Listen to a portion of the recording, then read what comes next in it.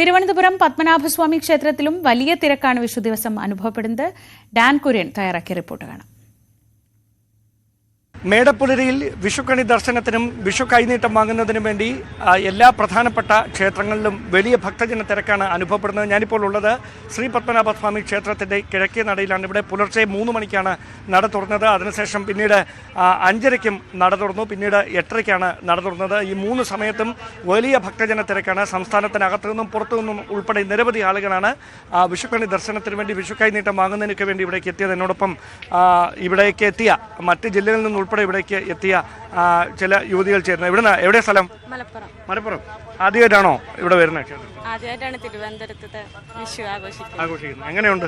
മലപ്പുറത്തേക്കാളും ഒരുപാട് വ്യത്യാസമുണ്ടോ? വ്യത്യാസമുണ്ട്. എവിടുന്നാ? മലപ്പുറം. രണ്ടുപേരും മലപ്പുറമാണ്. എങ്ങനെയുണ്ട് ഇവിടുത്തെ വിഷു? നല്ലതാണ്. എങ്ങനെയുണ്ട് ആഘോഷം? നല്ല രസമുണ്ട്.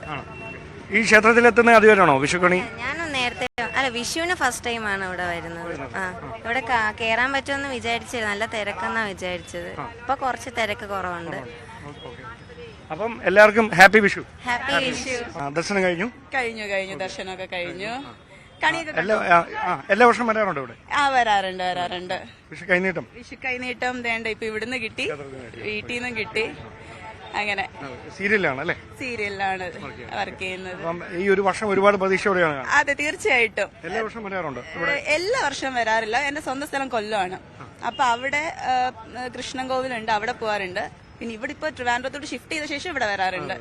ഇവിടെ വരും. എല്ലാ ആശംസകളും. Okay, happy Vishu. അപ്പോൾ വലിയ ഭക്തജന തിരക്കാണ് സമാനമായി തിരുവനന്തപുരത്തെ മറ്റ് ക്ഷേത്രങ്ങളിലും അനുഭവപ്പെടുന്നത്. പുലർച്ചെ മുതൽ തന്നെ വിഷുക്കണി ദർശനത്തിന് വേണ്ടി അടക്കം നിരവധി ആളുകൾ ഓരോ ക്ഷേത്രത്തിലേക്കും എത്തിക്കൊണ്ടിരിക്കുകയാണ്.